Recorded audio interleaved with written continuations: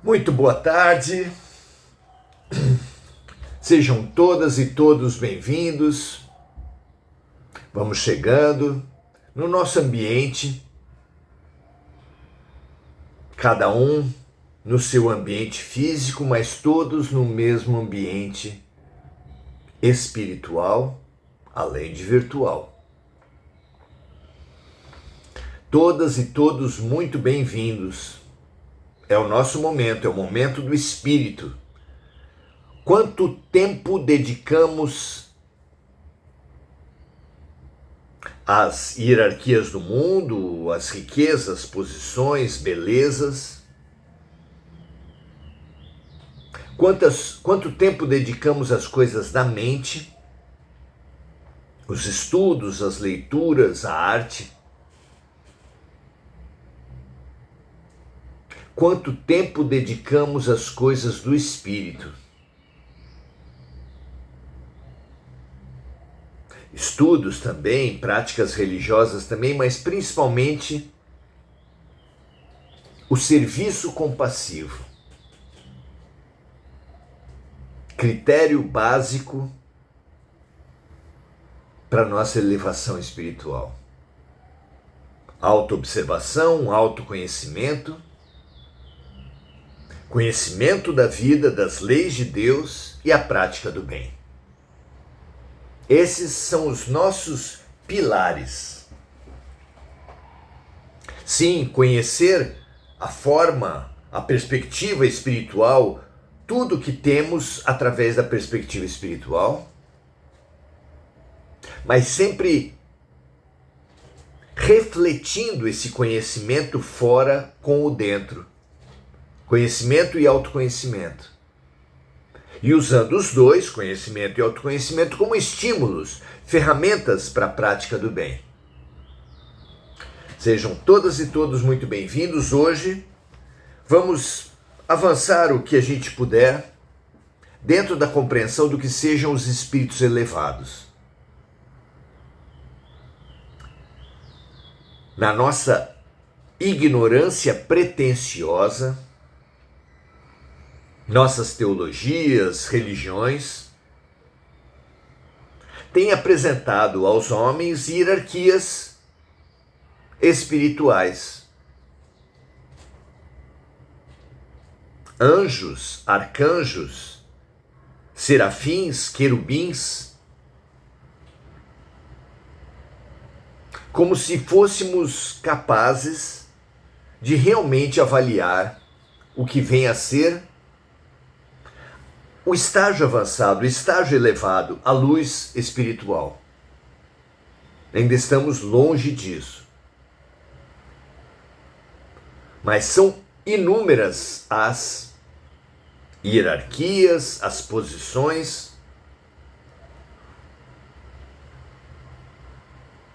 que apresentamos aos estudiosos, aos seguidores. Profetas, luminares, iluminados, Budas.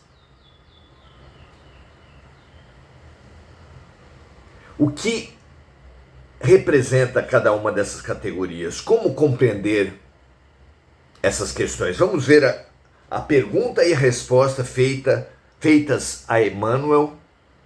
A pergunta feita a Emmanuel e a resposta que ele deu a respeito dessa questão. Pergunta número 277 do livro O Consolador, Emmanuel, pela psicografia de Chico Xavier. A pergunta vai no seguinte sentido. As perguntas. Os espíritos elevados, como os profetas antigos, devem ser considerados como anjos ou como espíritos eleitos? Primeira pergunta. E a resposta vem assim: como missionários do Senhor, junto à esfera de atividade propriamente material. Missionários de Deus na terra. Os profetas antigos eram também dos chamados a luminosa sementeira. Então, como missionários do Senhor, junto à esfera da atividade propriamente material, os profetas antigos eram também dos chamados à luminosa sementeira. Continua Emmanuel. Para a nossa compreensão, a palavra anjo, nesse passo, deve designar somente as entidades que já se elevaram ao plano superior, plenamente redimidas, onde são escolhidos, entre aspas, na tarefa sagrada daquele cujas palavras não passarão. Refere-se aqui a Jesus. O eleito, porém, é aquele que se elevou para Deus em linha reta, sem as quedas que nos são comuns, sendo justo afirmar que o orbe terrestre só viu um eleito, que é Jesus Cristo. Então Emmanuel aqui estabelece uma diferença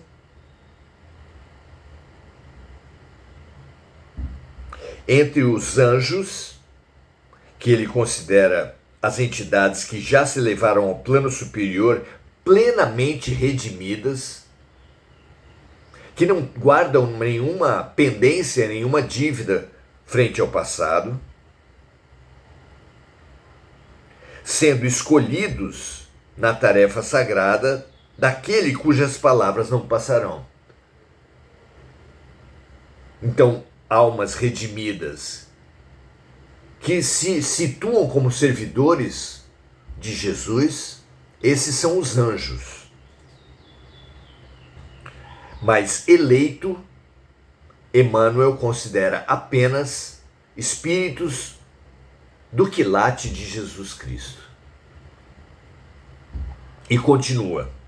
A compreensão do homem, todavia, em se tratando de angelitude, generalizou a definição, estendendo-a a todas as almas virtuosas e boas nos bastidores da sua literatura, o que se justifica entendendo-se que a palavra anjo significa mensageiro.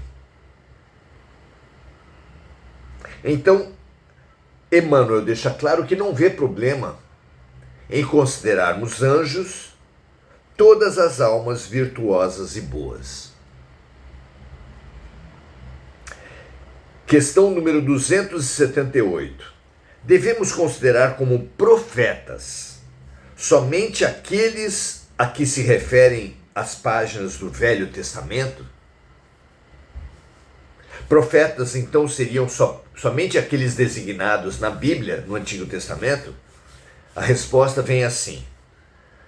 Além dos ensinamentos legados por um Elias ou um Jeremias, dois profetas do Antigo Testamento, temos de convir que numerosos missionários do plano superior precederam a vinda do Cristo, distribuindo no mundo o pão espiritual de suas verdades eternas. E aqui Emmanuel cita alguns missionários que ele situa no mesmo nível dos profetas. Diz assim: um Sakyamuni, um Confúcio, um Sócrates foram igualmente profetas do Senhor na gloriosa preparação dos seus caminhos. Todos esses fazem um time, compõem o mesmo enredo, uma mesma missão. Situando Emmanuel aqui, todos os grandes luminares que precederam Jesus como seus preparadores. E termina dizendo assim: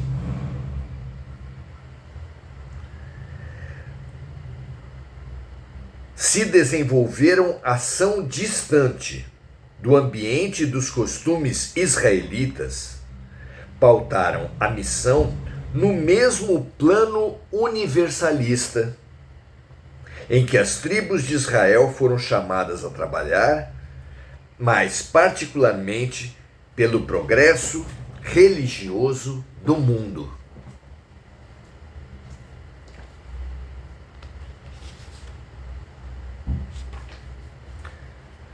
Vejam como é interessante esse exercício de tentarmos nos descolar das práticas, da cultura religiosa da humanidade.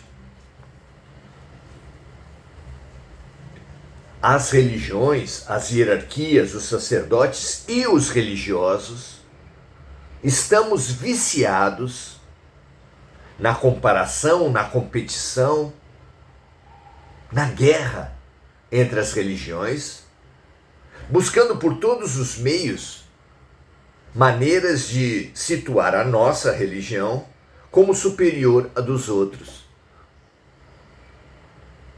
Seja pela exaltação dos nossos luminares, seja pela diminuição dos luminares, dos ritos, das práticas das outras religiões, dos outros religiosos.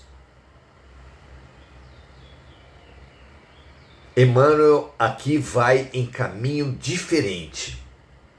Fala ele do universalismo. O que é universalismo? Universalismo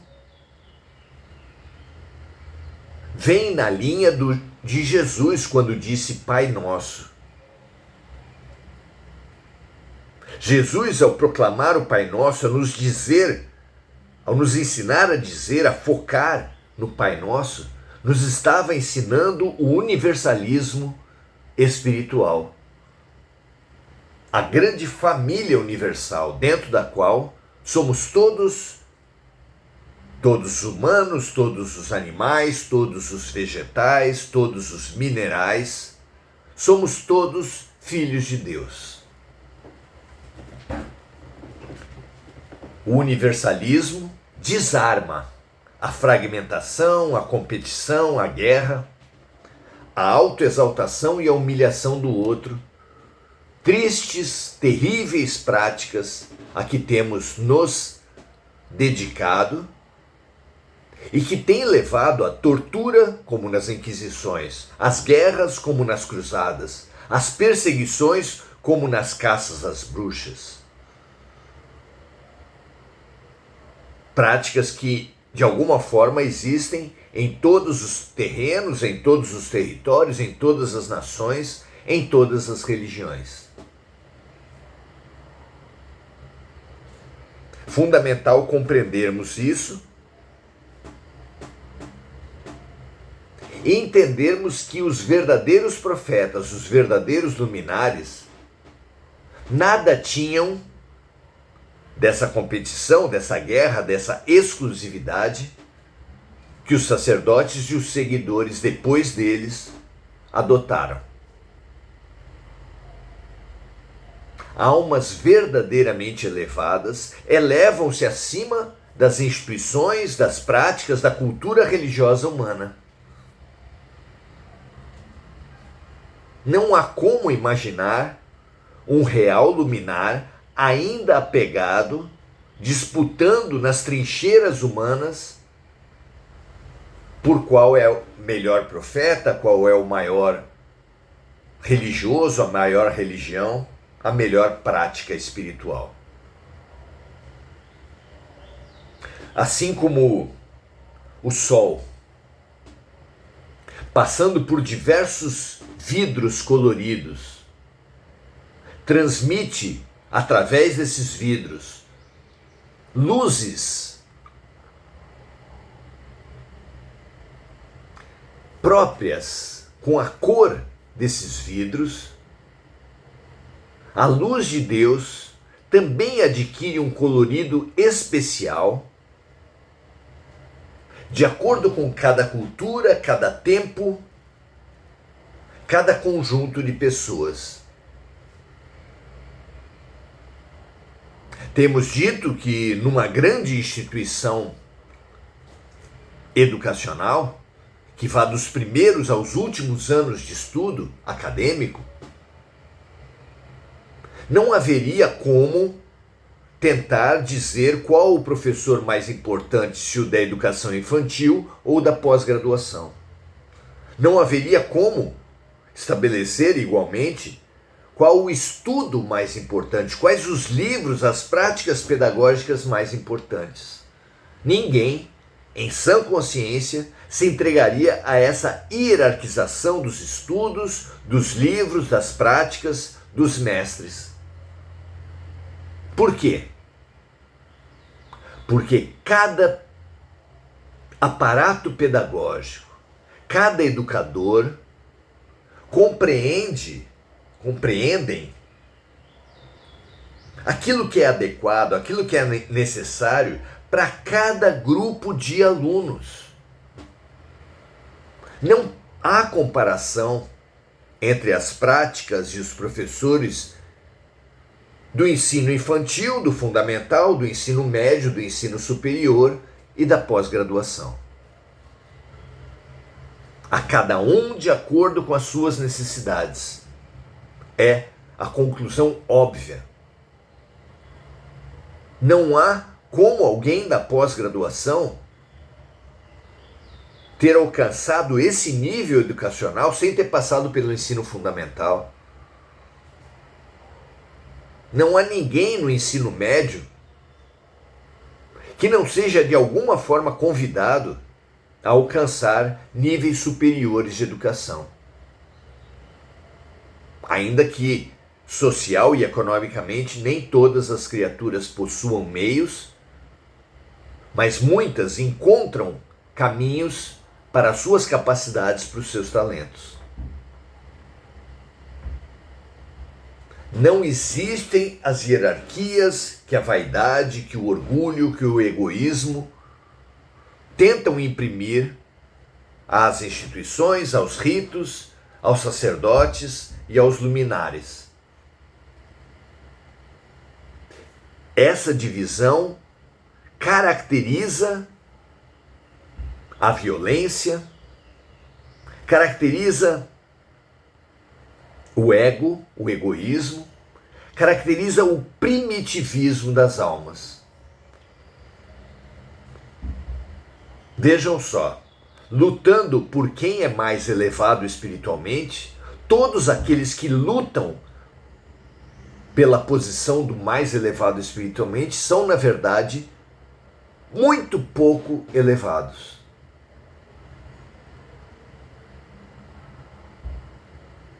Sendo até triste que, em busca dessa autoafirmação da própria elevação, as criaturas se rebaixem a si mesmas e umas às outras. Não é? O que você acha disso? É mais ou menos como na vida, aquele que se elogia muito, aquele que se proclama belo, inteligente, mais forte, capaz, aquele que precisa validação, o embrulho que precisa do presente ostensivo, é porque considera não ter ele mesmo muito valor. Todos que precisam se validar, se elogiar, é porque na verdade tentam com isso compensar uma autoimagem rebaixada. Aquele que sabe do seu devido valor não tem necessidade de se exaltar, de diminuir os outros, de agredir e de violentar. Evidentemente que não. Por isso dissemos e repetimos: todo aquele que tem necessidade de se autoexaltar é porque, na verdade, se considera muito primitivo, muito egoísta, com uma condição espiritual muito baixa. Talvez seja por isso que tantos luminares tenham legado à humanidade a chave da humildade como fundamental a todo o progresso. O mestre, o fundador da filosofia, Sócrates, tinha como princípio só sei que nada sei.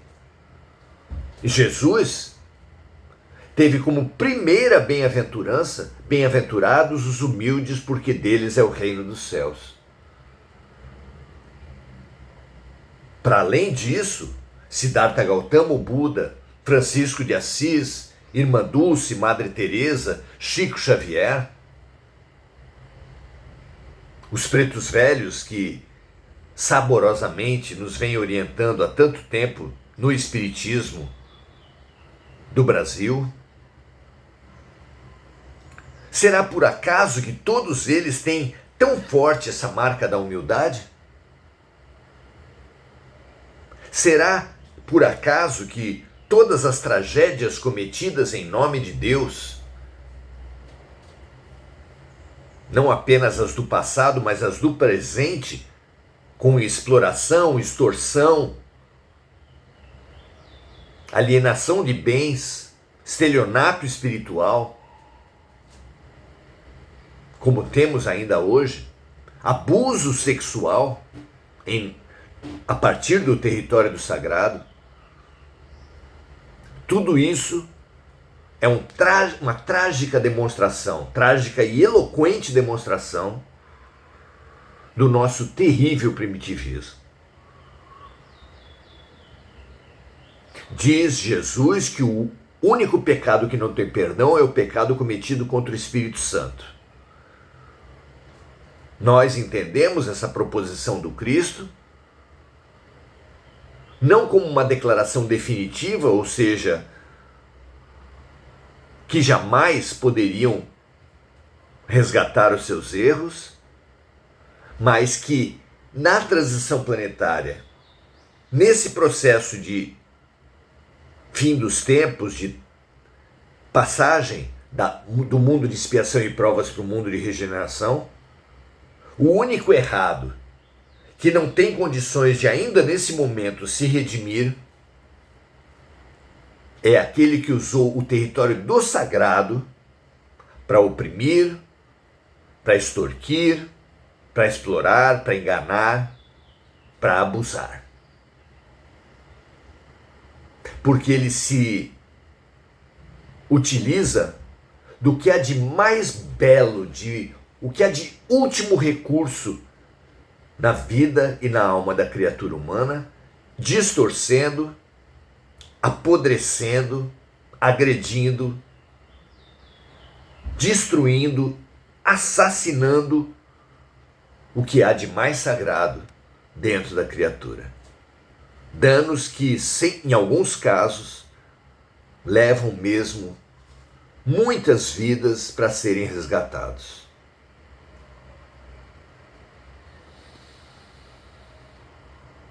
Que nós compreendamos o que faz das criaturas mais elevadas. Tendo claro que a primeira chave, a primeira conquista é a humildade, e que a grande ferramenta, se você quiser ser o maior, seja aquele que mais servir. A grande ferramenta ensinada por Jesus, demonstrada, exemplificada por Jesus, é o serviço compassivo, expresso maravilhosamente na chave: faça aos outros o que você gostaria que os outros lhe fizessem. Humildade e serviço maravilhosamente, tremendamente bem demonstradas pelo Mestre, como última mensagem a ser colocada na alma dos discípulos na última ceia, quando ele tomou uma bacia, colocou água, tomou uma toalha e foi lavar os pés de cada um dos discípulos. Humildade, serviço. Tomemos esse símbolo e que ele seja o farol das nossas decisões, dos nossos dias, das nossas existências. Muito bom. E agora, saudando os amigos que estão aqui, ouvindo as observações, comentando sobre isso. Igor Galvão, gostei muito do tema. Tudo que nos faz pensar nos auxilia a evoluir. Obrigado por compartilhar seu tempo e conhecimento. Eu também agradeço o compartilhamento de todos os amigos do tempo, do conhecimento, dessa live, que também pode merecer o compartilhamento, caso você entenda assim, e do estímulo que é estarmos aqui juntos, aprendendo uns com os outros. Enir Cajazeira, dando graças a Deus. Rita de Cássia, dando seu boa noite.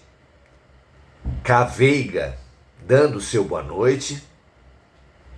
Marco Aurélio Trindade, falando sobre a simplicidade. É maravilhosa essa virtude, pouquíssimo compreendida, mas na prece de Cáritas, fabulosa proposição, luminosa proposição. Ao final, o grande Espírito nos ensina que a simplicidade é o espelho onde se há de refletir a santa imagem de Deus. Simplicidade é realmente uma virtude única, fabulosa. Andréa Santos dando seu boa noite, Lurdinha Loureiro dando seu boa noite, Enir Cajazeira pedindo vibrações a nossa amiga Mônica Silva, dando seu boa noite a todos, assim como Igor Galvão também. Muito feliz pela presença de cada um, que nós renovemos a cada dia as nossas melhores intenções, a nossa boa vontade, a nossa vontade de ser útil, de servir, de praticar o bem. Critério indubitavelmente da nossa verdadeira elevação espiritual. Um grande abraço para todos, feliz pela presença de todos e até amanhã em mais um encontro, se tudo der certo, do nosso Oração-Ação.